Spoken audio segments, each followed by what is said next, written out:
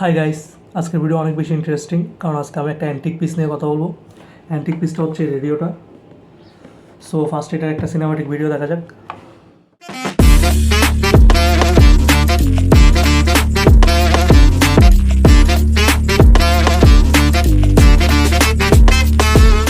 তো এটা আমি কোথায় পাইছি, কীভাবে পাইছি ওইটা আমি ভিডিও শেষে বলবো। বাট এটা হচ্ছে 1971 সালের রেডিও। কিন্তু অবাক করার বিষয় হচ্ছে এই রেডিওটা এখনও পারফেক্টলি চলে, মানে কোনো ধরনের সমস্যা দেওয়া ছাড়া। গাইস, রেডিওটা হচ্ছে মূলত জাপানের রেডিও। এখানে এই তো মেড ইন জাপান লেখা আছে। আর রেডিওটা হচ্ছে মূলত সনি রেডিও, সনি এখানে লেখা। তো এই রেডিওটা এখন একদম পারফেক্টলি চলে এবং এটার ব্যাটারিও এখনও মার্কেটে অ্যাভেলেবেল আছে। সো আমি এটার ব্যাটারিটা আপনাদেরকে একবার দেখাই। ব্যাটারিটা না, ব্যাটারিগুলো। সো দুইটা ব্যাটারি লাগে, এই দুইটা ব্যাটারি। সো ব্যাটারিগুলো এখনও মার্কেটে পাওয়া যায়। আর রেডিওটা এত ভালোভাবে তৈরি করা হয়েছে, মানে এখন এটা কোনো সমস্যাই দেয় না, এখন এটা একদম পারফেক্টলি চলে। সো এটা একটু অবাক করার বিষয়, মানে জাপানের বিল কোয়ালিটি এত ভালো বা ওদের পুরনো টেকনোলজিগুলো এত ভালো যে মানে এত বছর পরও এটা এত পারফেক্টলি চলতেছে। সো গাইস, আমি এখন আপনাদেরকে রেডিওটা একটু চালাই দেখাবো। দেখি, এটা এদিক দিয়ে অন করতে হয়, এই বাটন এটা দিয়ে। এদিকে 3টা বাটন আছে, এই নিচেরটা দিয়ে অন করতে হয়। অন হয়ে গেছে, লাল লাইট জ্বলে এখানে। তারপর এদিকে একটু নেটওয়ার্ক সেটিং করতে হয়।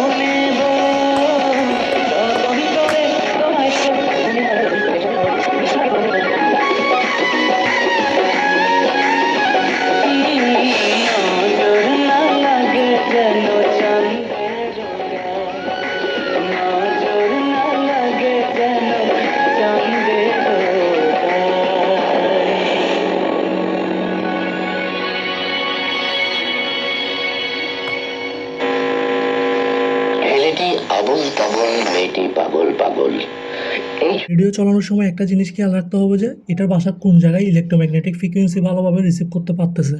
যত ভালোভাবে ইলেকট্রোম্যাগনেটিক ফ্রিকোয়েন্সি রিসিভ করবে এটা তত স্মুথলি চলবে। সো এটা পারফেক্টলি চালাতে পারে হচ্ছে আমার বাবা।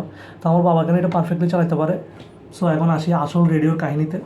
সো রেডিওটা হচ্ছে 1971 সালের না গাইস, আমি তোমাদের একটা ফার্স্টে বলছিলাম রেডিওটা 1971 সালের, বাট রেডিওটা 1971 সালের না।